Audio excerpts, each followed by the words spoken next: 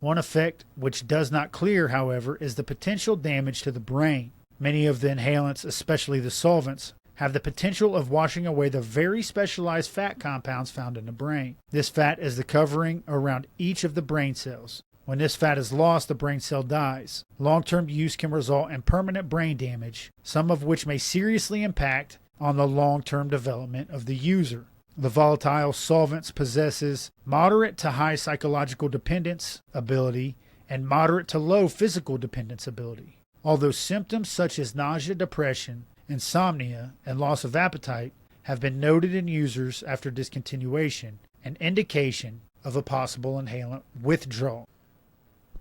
Hey, what's up, guys? Welcome back to the Recovery Couch. I'm your host, Brandon Couch, and today we're going to continue where we left off with our series of learning together.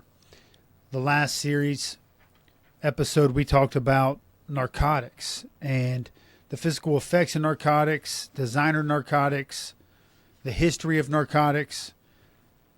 And today we're going to jump into inhalants. We're going to discuss just some brief information about inhalants. We're going to talk about the facts of inhalants, the seriousness and the danger of inhalants, and the history, plus acute physical effects of inhalants. Stay tuned. This is going to be an informative episode as always. I'm excited that you joined us. This is Christmas week 2025.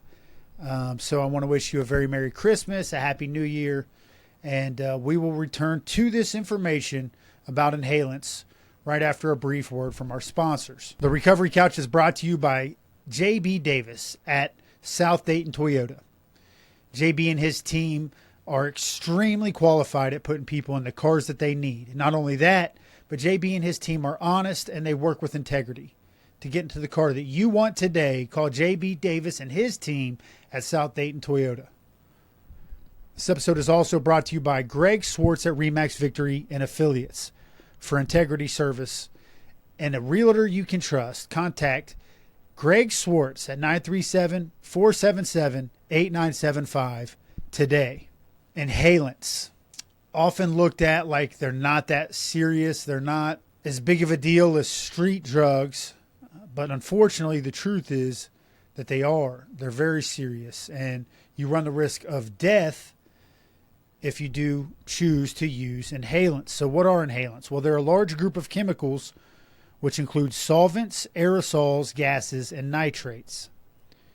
Inhalants typically are CNS depressants, meaning they depress your central nervous system. So that's going to be more of like what an alcohol does as opposed to what a speed or a stimulant does. Inhalants are rarely thought of as drugs. I think this is where inhalants get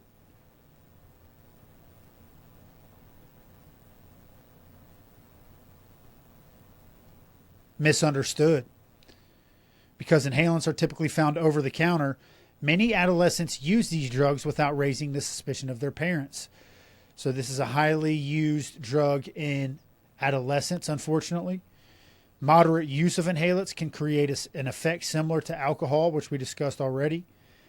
Inhalants create both physical and psychological dependence. That's where they become serious. You can become physically and psychologically dependent on inhalants.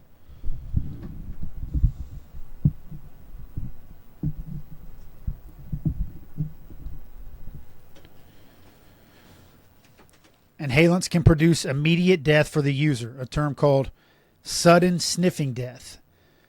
So many people that I know that know inhalants have not really classified them as dangerous, and the truth is that it's extremely dangerous. It can produce immediate death for the person using it. Some other facts on inhalants are they are a diverse group of drugs. They are breathable chemicals that produce mind and mood-altering effects. Inhalants, such as products like cleaners, cosmetics, paint, solvents, glues, motor fuels, and aerosol sprays. Those are the different over-the-counter inhalants.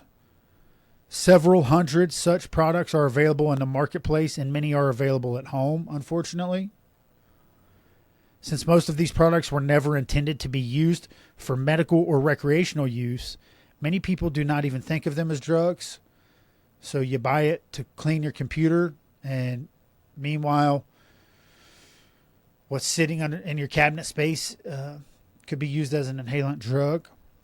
One of the major concerns related to inhalant use is the fact that these products tend to be used and abused by adolescent and pre-adolescent populations. Many adults either ignore the abuse potential of such substances or don't understand the reasoning behind such use. The following are some reasons why this population tends to abuse such substances. 1. Inhalants are some of the most readily available high producers.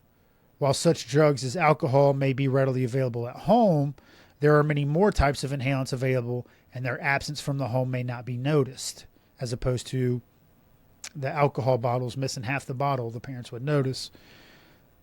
Most households have aerosol cans of paint, gasoline, thinner, or even such products as fingernail polish or polish remover or various glue products. Inhalants tend to be more reliably intoxicating than even marijuana, without the telltale odors and lingering effects.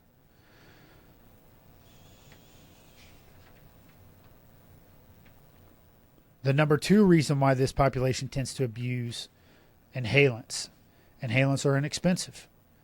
Whereas many other types of drugs may cost from a few to several dollars, there are a variety of products that can be inhaled which sell for under $1. The number 3 reason, many of the inhalants are legal. Although some states or local communities may have laws related to selling certain aerosol paint products or commercial glues, anyone at any age can buy such products like fingernail polish, polish remover, gasoline, liquid paper, and the like. The number 4 reason, inhalants are packaged compactly. A tube of plastic cement, a bottle of liquid paper, or a can of lighter fluid fit neatly into a pocket and can intoxicate as readily as a quart of vodka. The number 5 reason, inhalants work quickly and don't last too long. A few deep inhalations bring on the intoxicated state. Drugs which are absorbed by the lungs reach the brain in seconds, almost as rapidly as those administered IV. The number 6 reason, the hangover from inhalants is not as bad as most drugs. The most common complaint after using such drugs is generally a headache. Inhalants are generally divided into 3 categories, all of which are potentially hazardous to the user. Number 1, commercial solvents such as toluene, xylene, benzene, naphtha, acetone, and carbon tetrachloride. Number 2, aerosols are particles suspended in gas. These mixtures are generally the propellant gases found in many households and commercial sprays. They contain various hydrocarbons such as freon and are found in products like cooking sprays, glass chillers, spray paints, hairsprays, and aerosol whipped cream. Freon is also used in refrigerators and air conditioners and can be purchased in the most Freon is also used in refrigerators and air conditioners and can be purchased in most automotive supply stores for under $1. There are 2 other available products that would fit in the aerosol category. One is a drug called amyl nitrate.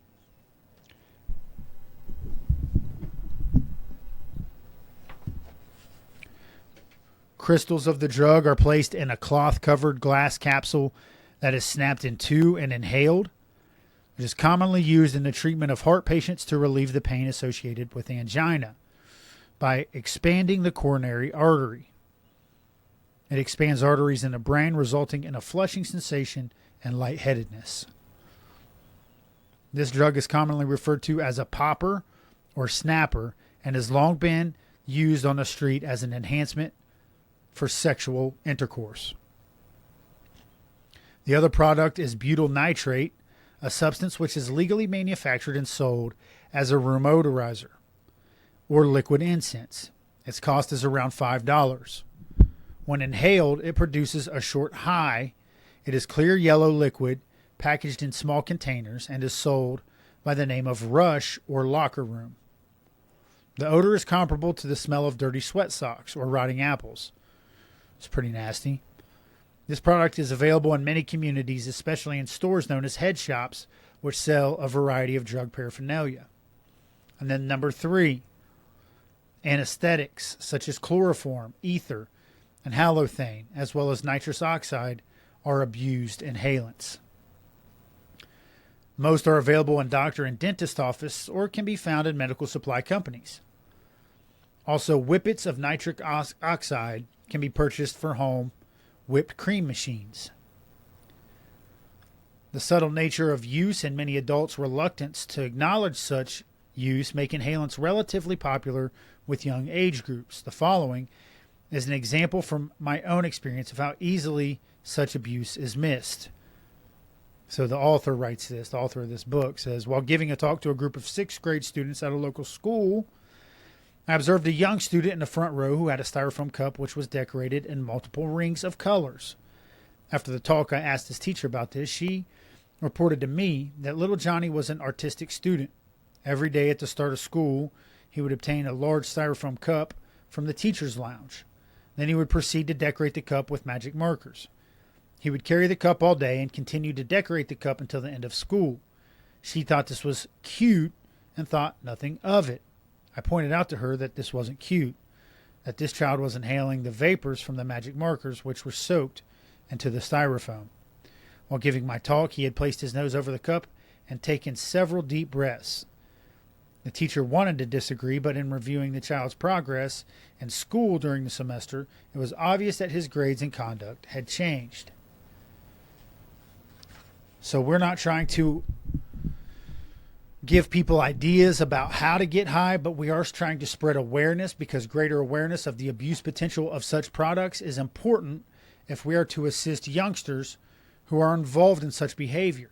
We need to be able to know the warning signs. We need to be able to know what to look for in order to help these children not get involved in the wrong things that can mess up their neurobiology and their brain chemicals at such an early age. Many chemical dependency specialists see inhalant use as being the most dangerous form of drug use we deal with, particularly because of the immediate effect they have on the body as well as the long-term damage on the brain.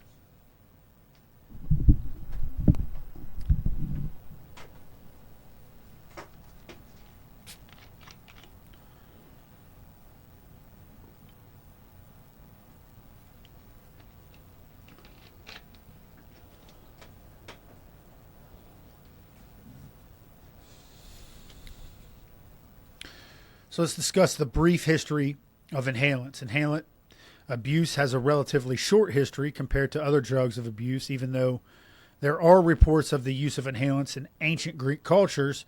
The majority of reports focus more on the last 200 years. Ether was discovered in the late 18th century. It was used as both a solvent and a medicine. It has become a popular alternative to alcohol. A few drops, either inhaled or drank, would produce intoxication. Nitric oxide and chloroform were discovered in the 19th century and also used as a more fashionable form of intoxication. Reports of sniffing gasoline began to appear in the 1930s, but it was not until the 1960s that more widespread use of many additional products was reported. Due to the expanding use of many types of drugs, inhalants became a cheap high, and many products were experimented with. Such products include adhesives such as rubber cement, aerosol sprays which contain ethanol, isopropanol, toluene, and xylene, antifreeze composed of glycols, methanol, and isopropanol, degreasers which may contain isopropanol, acetate, methyl ethyl ketone, benzene, toluene, xylene, methylene, chloride, and trichloroethylene. Fingernail polish is another one. foam dispensers, which may be propelled by nitrous oxide, gasoline, glue products, which contain naphtha, petroleum distillates, toluene, or ethyl acetate, lacquer and paint removers, which contain naphtha, toluene, methanol, benzene, and acetone, lighter fluid, which contains naphtha, model cements, which contain ethanol, isopropanol, acetone, toluene, and xylene, nail polish remover, which contains acetone, paint thinners, which contains methanol, ethanol, isopropanol, acetine, naphthalene, and toluene, room deodorizers or odorizers, which may contain isoamyl nitrate or isobutyl nitrate, and spot removers and cleaning fluids containing trichloroethylene, trichloroethane, and petroleum distillates. And finally, typewriter correction fluid, primarily containing trichloroethylene and carbon tetrachloride. During this time, inhalants predominantly became the domain of adolescents and pre-adolescents.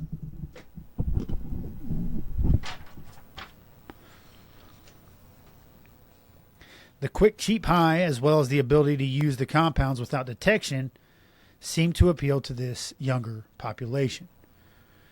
So what are some of the acute physical effects when someone uses inhalants? Well, there's a variety of effects that are noticed, but they may vary depending on the inhalant that is used. Generally, the effects are similar to alcohol, so they come off as intoxicated like you would with alcohol, slurring words, stumbling, except that most inhalants produce more of an excitability and a delirium than would alcohol.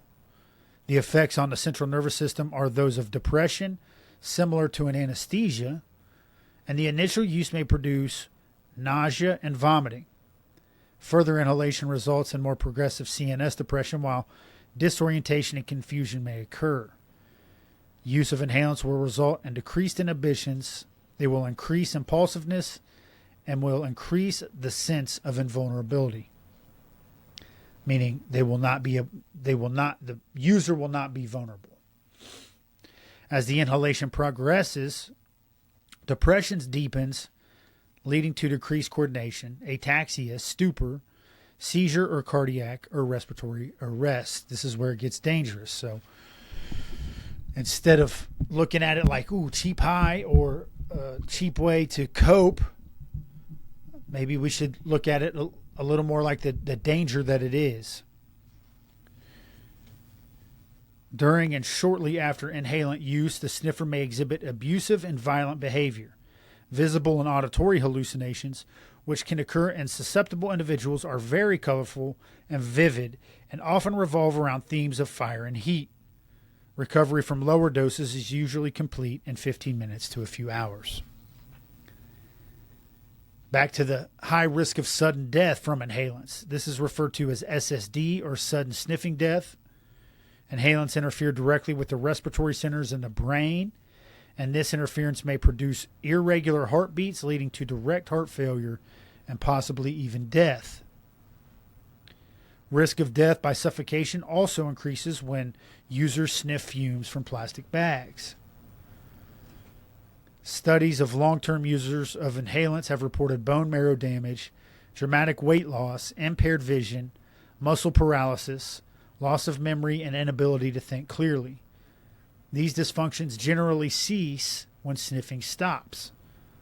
One effect which does not clear, however, is the potential damage to the brain.